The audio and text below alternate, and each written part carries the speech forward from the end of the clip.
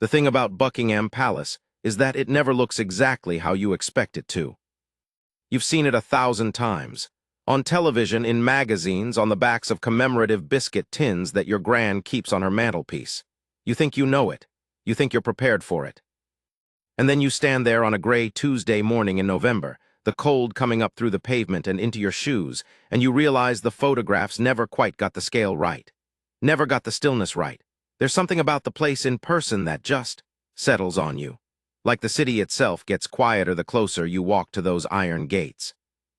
I was 29 years old the morning this happened. Visiting London from Manchester for a friend's wedding, and I had 2 days to kill before the ceremony. I'd walked from my hotel near Victoria, coffee in hand, camera around my neck, no real plan, just wandering. Doing the tourist thing even though I'd technically been to London a dozen times before. There's something different about being there with nothing scheduled. You actually look at things. It was around 10 in the morning. The crowd at the forecourt gate was already building, maybe 60 or 70 people, a real mixed group. Japanese tourists with proper camera rigs. A school group from what sounded like somewhere in Germany, the kids loud and restless, their teacher counting heads every 30 seconds with the expression of someone who deeply regrets their career choice. A few American couples taking photos with their phones held horizontally. A man in a high-vis jacket eating a sandwich near the railings like he had nowhere else to be in the world. The sky was that particular shade of British November gray that isn't quite threatening, but isn't exactly welcoming either. Not raining, but thinking about it. The kind of sky that makes you keep your umbrella close. And there was a guard. Of course there was a guard. There are always guards. But the thing is, after you've stood there for a few minutes, you stop really seeing them. They become part of the architecture, part of the furniture. Your eye just slides past the bearskin hat, past the red tunic, past the fixed jaw and the rifle held perfectly vertical against the shoulder. And you go back to looking at the palace facade or checking your phone or trying to get a clear shot without someone's head in the way. His name, I found out much later, was Corporal James Whitmore. At the time, he was just the guard, just a silhouette in red and black, motionless in his sentry box to the left of the main gate. He'd been there since his rotation started at 9. Roughly 50 minutes of standing so still that pigeons had, at various points, tested their luck on the pavement right at his feet. He was 26, 6'1".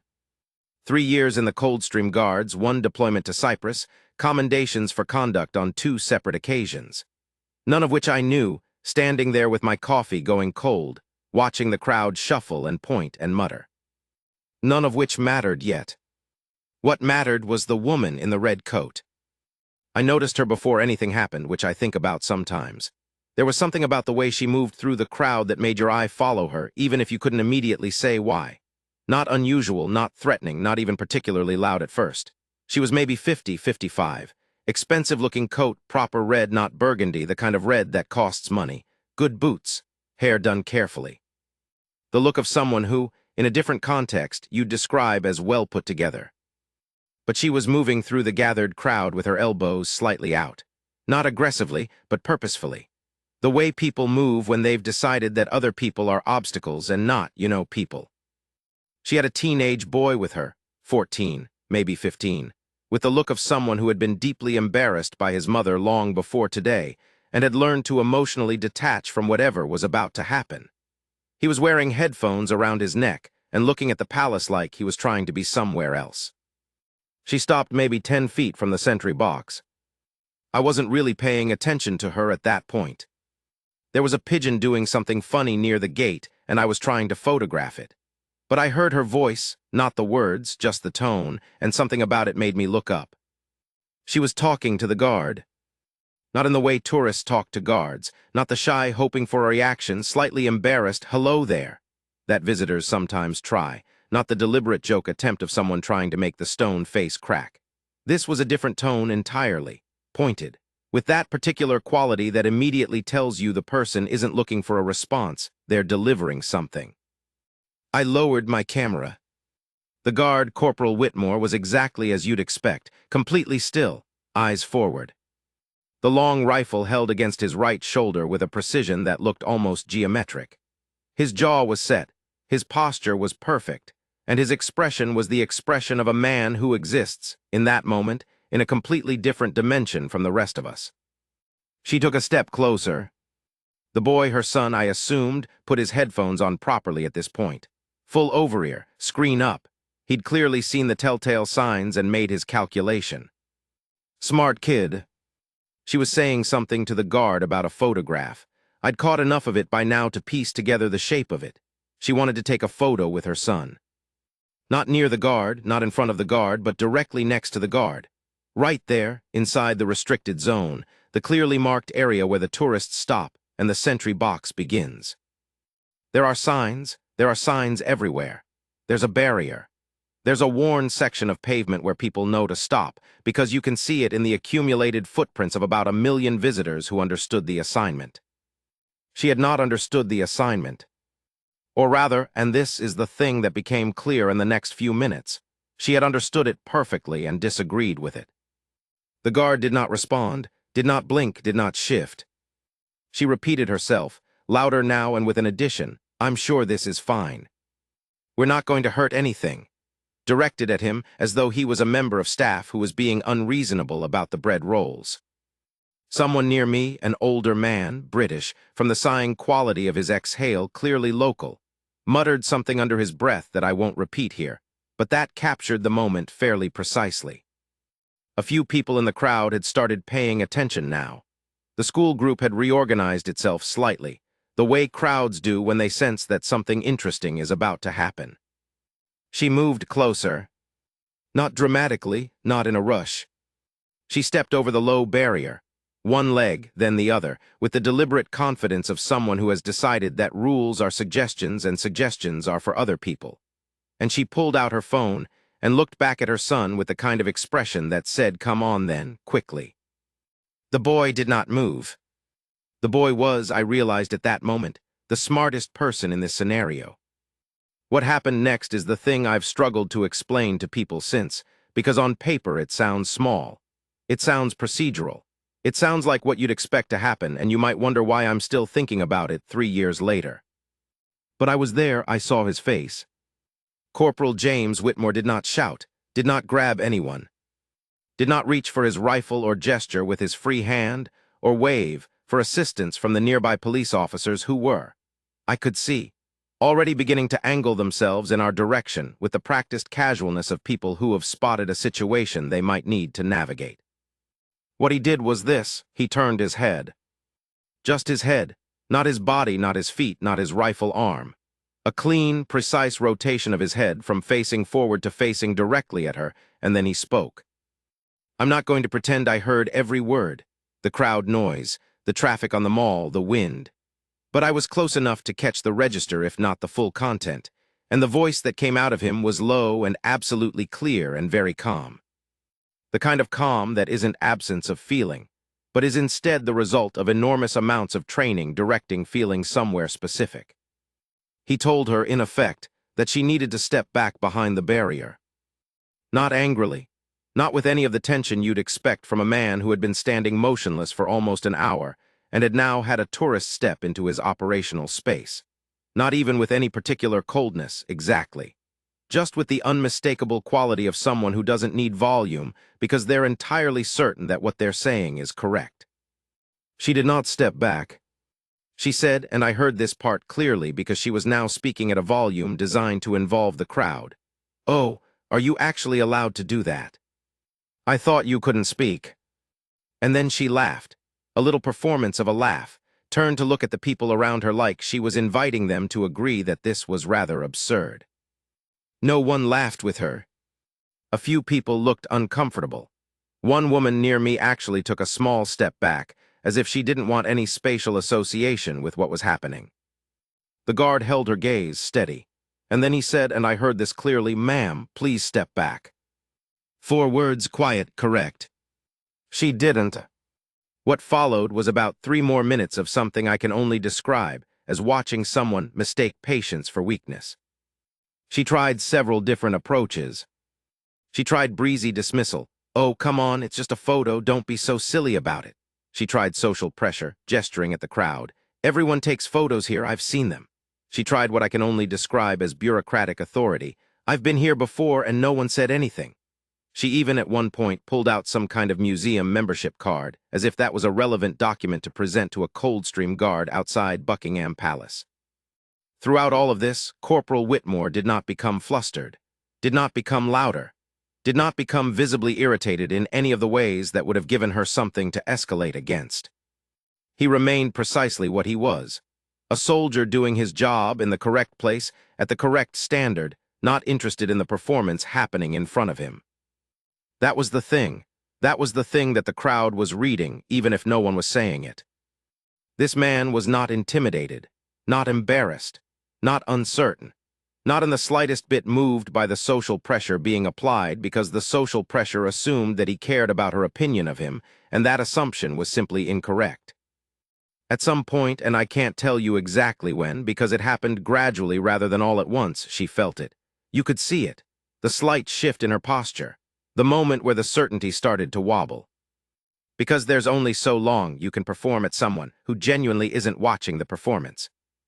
2 police officers arrived then, quietly, efficiently, in the way that trained people handle these things in public so as not to create more disruption than necessary. One of them said something to her in a pleasant and entirely non-negotiable tone. Her son, still wearing his headphones, stood up straighter in the way teenagers do when they're about to need to pretend they don't know someone. She went, not gracefully, a few parting remarks that the wind mostly took away, the red coat disappearing back into the crowd. And then there was a moment, maybe 2 seconds, where Corporal Whitmore's head returned to center. Forward-facing still, as though nothing had happened. A man near me said very quietly to his wife, "Bloody hell." And his wife said equally quietly, "Good for him." And that was all. I took a photo right at that moment, the guard back in position, the crowd settling, the palace behind him the same as it always was, completely unchanged. I still have it on my phone. I didn't know his name yet, didn't know anything about him. He was still to me just the guard. But I stayed for another 20 minutes, just standing there, not really taking more pictures, thinking about something I couldn't quite name yet. There's a certain kind of person who mistakes restraint for passivity, who sees calmness and reads it as weakness, who sees someone who doesn't react to provocation and thinks, "There's a gap there, there's an opportunity, let me fill it with noise." What they don't understand is that some people don't react to provocation not because they can't, but because they don't need to.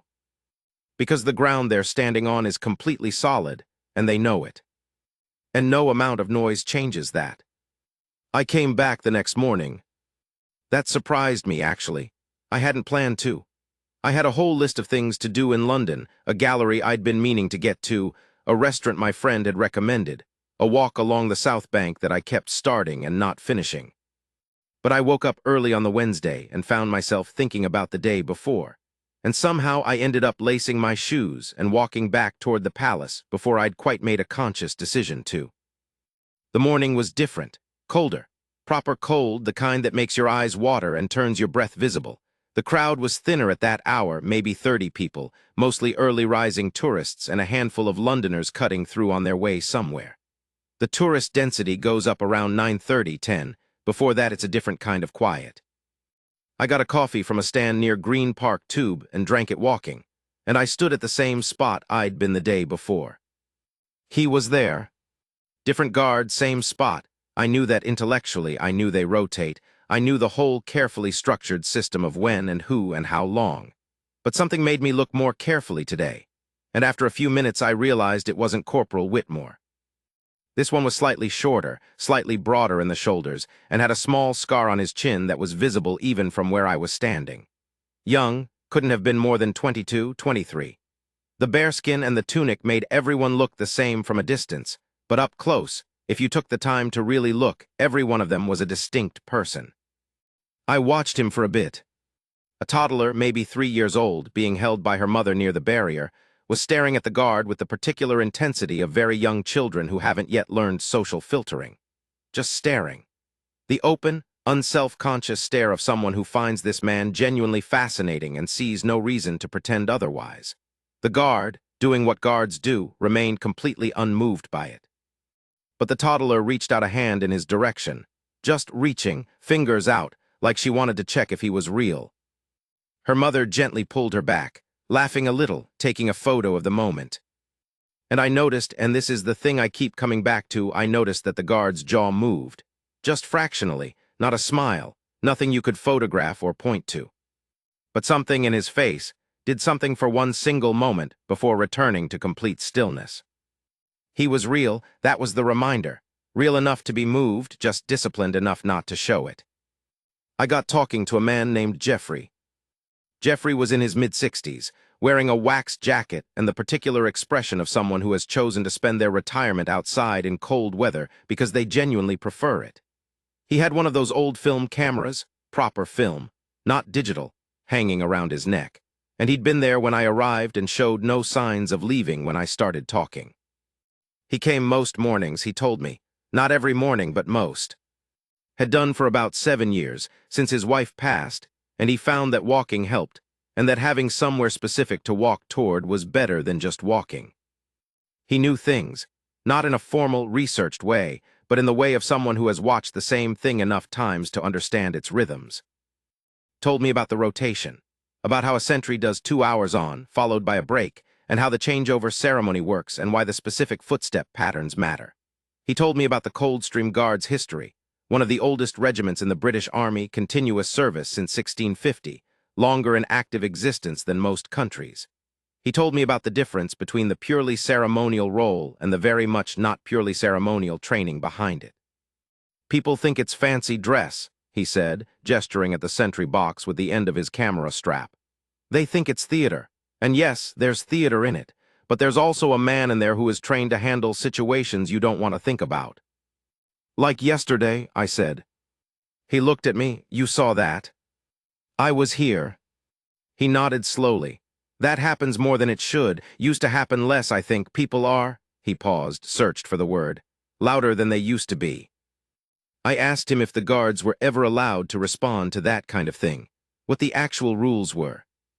He said they're not robots, they're not statues, they're allowed to speak. They're required to speak if there's a threat, a real one, not just a rude tourist. They go through a very specific verbal protocol when someone enters their space. Most people don't know that because most people don't enter the space. He looked back at the sentry box. The ones who do, he shook his head. Usually they haven't thought it through. She definitely hadn't thought it through. They never do, he said. That's the thing about that particular type of person. They operate on the assumption that being loud is the same as being right, and this is the one place where that's very visibly incorrect. We stood together for another few minutes in companionable quiet. The toddler had now fallen asleep against her mother's shoulder. The school group from the day before had been replaced by a different school group that seemed equally chaotic. A couple was taking photos of each other in front of the gate with the solemn enthusiasm of people who have been together for years and still document things carefully. Then Jeffrey said, almost to himself, I always think the hardest part must be the eyes. What do you mean? Standing still with your eyes open, all that comes at you. All the people, all the noise, all the weather, not looking away from any of it, that takes something. I thought about that. Presence, I said after a moment. He looked at me. Yes, exactly that, complete presence. Most of us, when something comes at us, we either engage with it or we look away. He can't do either. He just has to hold it, receive it, all of it. Without reacting. That sounds exhausting. I think that's the point, Jeffrey said. If it were easy, anyone could do it. I found out about Corporal James Whitmore later that day. Not in any official way. I hadn't been trying to find out. I was in a cafe near St. James's Park, drying out after a brief rain, and I got talking to a woman, early 30s, warm coat, laptop open, who turned out to work in some administrative capacity connected to events at one of the royal residences. We were talking about the previous day's incident, the way people in London talk about things they've collectively witnessed. The city is bigger than people think, but these moments have a way of circulating. She'd heard about it. Word travels in small professional circles, and apparently the woman in the red coat had, after being moved along by the police, made some effort to complain. Filed something somewhere. The kind of formal complaint that you file when you know you were wrong but can't bring yourself to say so you file a complaint instead and try to make the thing official.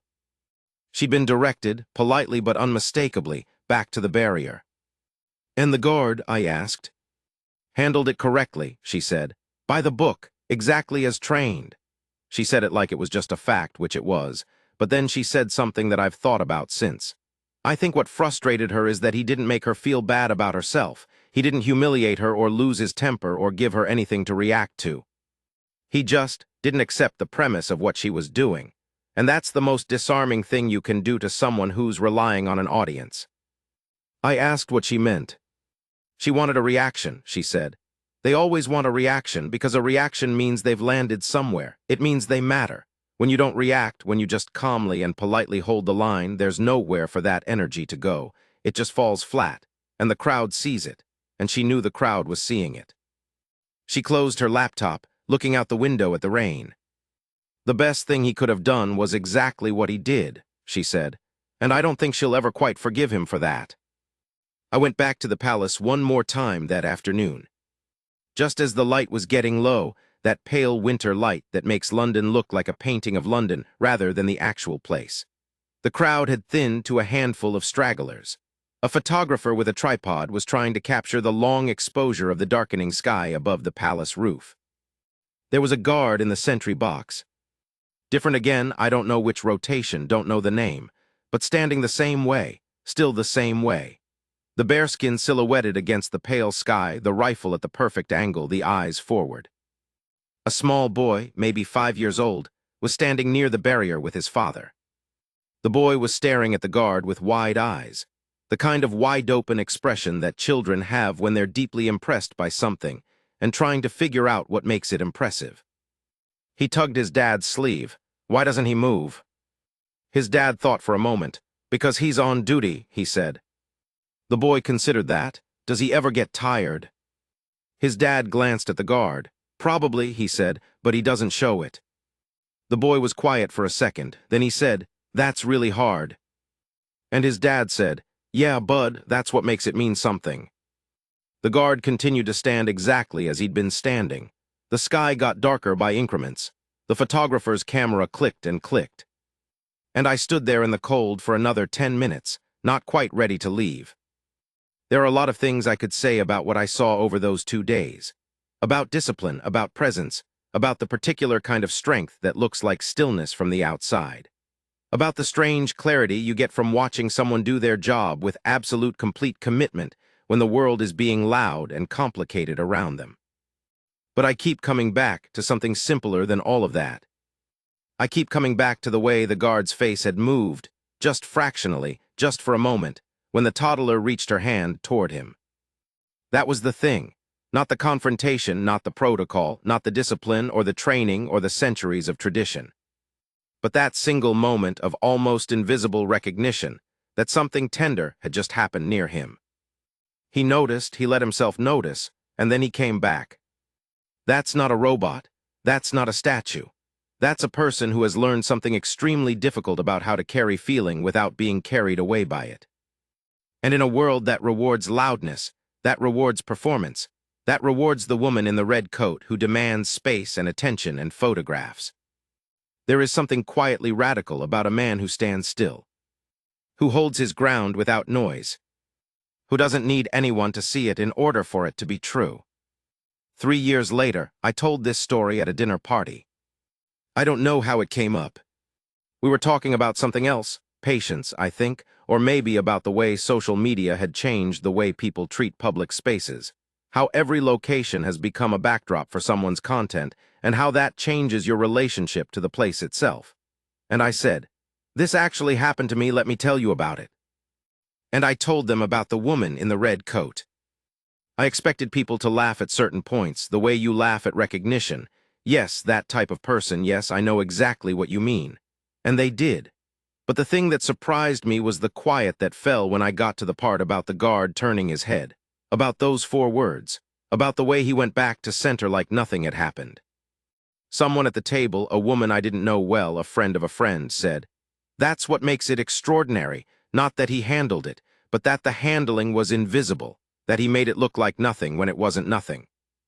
That's been sitting with me since. The invisibility of good work. We live in a moment that is obsessed with recognition, with credit, with the documentation of achievement. You did a thing, you post about the thing acquires a number of validating responses, the number tells you how much the thing mattered.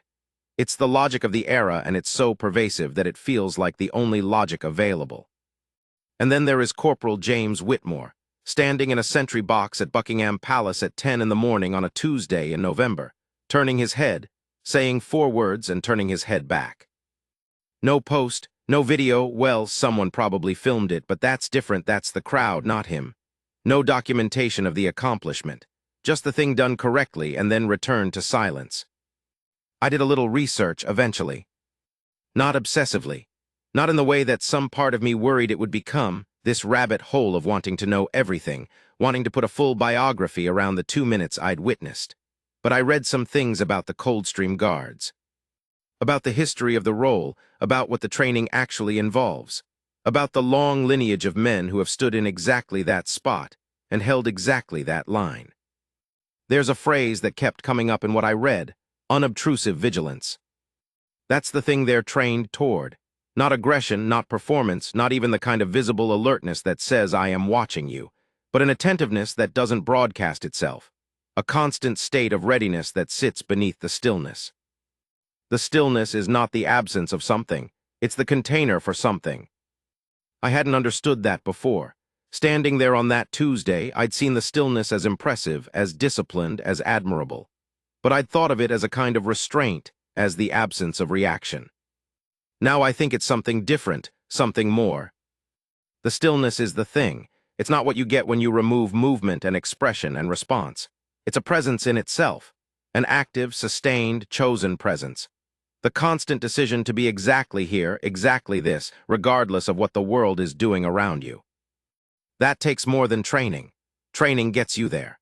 But something else keeps you there minute after minute, through the cold and the noise and the woman in the red coat and the pigeon at your feet and the toddler reaching her hand toward you.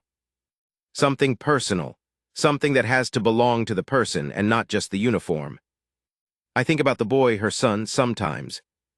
The teenager with the headphones who watched the whole thing from a careful distance and made no move to follow his mother over that barrier. I wonder what it felt like for him. Whether it felt like humiliation or relief or some complicated combination of the two. Whether he thought about it afterward, on the taxi back to wherever they were staying, or over dinner, or years later when he was old enough to have real thoughts about the kind of person his mother was in public. I wonder if he looked at the guard during any of it, whether he noticed the same thing I noticed, that there was no contempt in that face, no amusement at the performance, no visible judgment, no satisfaction when she finally left. Just the same calm before, during, and after. That would have been the thing that stuck with me if I'd been him. That complete and utter absence of personal scorekeeping. She treated the interaction like a battle, something to win or lose, something that reflected on her status and required others to back down. He treated it like Tuesday. The wedding was beautiful, if you're wondering. My friend married someone she'd known for 4 years. In a small church in Hackney that turned out to be much larger inside than the outside suggested.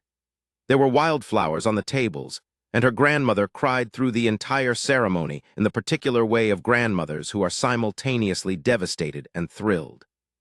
The reception was in a pub that had been closed for the evening, and the food was incredible, and I danced more than I intended to. But on the train back to Manchester on the Friday, with my shoes off and my head against the window, watching London slide away into the Midlands, I was thinking about a guard I'd seen on a Tuesday morning. I was thinking about why it mattered, why I couldn't let it go the way you let most things go, pleasantly forgotten, filed away, gone. I think it's this. We talk a lot about strength. We have a lot of images of strength, a lot of cultural shorthand for what it looks like. It usually involves volume, visible force, the ability to dominate a situation, the ability to win. What I saw that Tuesday morning was a different kind of strength. And I don't have a better word for it than groundedness. The condition of being so secure in what you are and what you're doing, and why you're doing it that nothing, no noise, no performance, no demand for reaction can shift you. Not because you're not affected, not because you're cold or removed or disconnected from what's happening, but because you are more certain of your ground than anyone standing in front of you is certain of theirs. That's the kind of strength that looks quiet.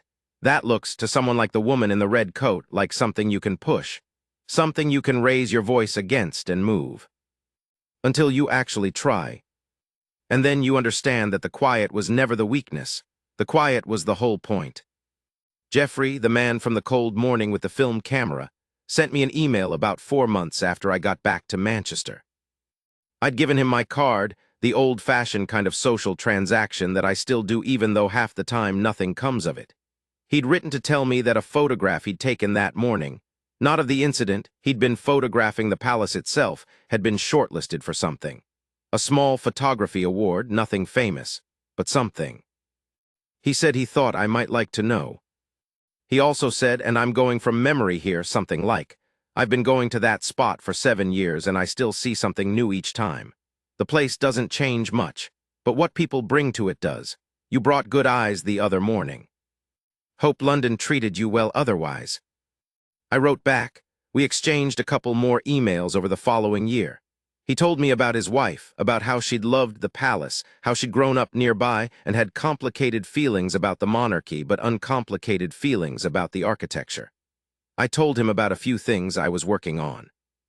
It was, as these things go, a small and gentle human connection.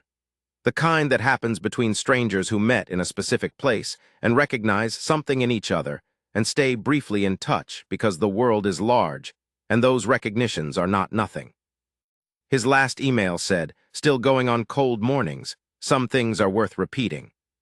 I want to say one more thing about Corporal James Whitmore, whose name I finally confirmed through an old local news piece about a community event. Nothing to do with the incident, just a mention in a different context, which is how I confirmed I'd gotten it right. He doesn't know this story exists.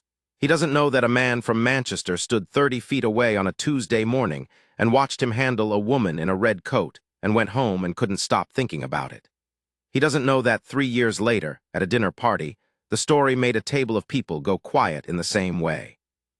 He's almost certainly had 100 mornings like that one. 1,000 small tests, most of them invisible, most of them unremarked upon. Tourists who cross the line and tourists who don't, whether that cooperates and whether that doesn't, rotations that feel long and rotations that go quickly. The accumulated daily work of being exactly what you said you would be, in the spot you said you'd stand in, to the standard you trained to hold. Most of it unseen, all of it mattering. That's the job, not the bearskin, not the ceremony, not the photographs that tourists take. The job is the daily decision to show up completely and do the thing correctly and not need anyone to validate it. I think about that more than I probably should, given that I'm a freelance photographer from Manchester, and the most dramatic thing that usually happens in my workday is a difficult client or a camera that misbehaves. But I think about it. I think about it when I'm tired and I want to do something halfway instead of all the way. When I want to cut a corner because no one would notice anyway. When the day feels long and the work feels small and I can't quite see why the standard matters. I think about a man turning his head. 4 words, quiet and correct, and then turning back. There's a photo in my camera roll from that November morning. The guard back in position, the crowd settling around him, the palace gray and vast behind it all. I've looked at it probably 200 times since. It's a good photograph, technically. The light was right, the timing was right, the composition happened more by luck than anything else. But that's not why I keep going back to it. I keep going back to it because of what you can't see in it. You can't see the 2 minutes that just happened. You can't see the woman in the red coat who is already off to the left and gone. You can't see the small ripple she made in the crowd, which has already smoothed back out. You can't see any of the things she tried to bring to that space. All you can see is the guard, standing exactly where he said he'd stand. Exactly as he said he'd stand. As if nothing happened because for him, nothing that mattered had.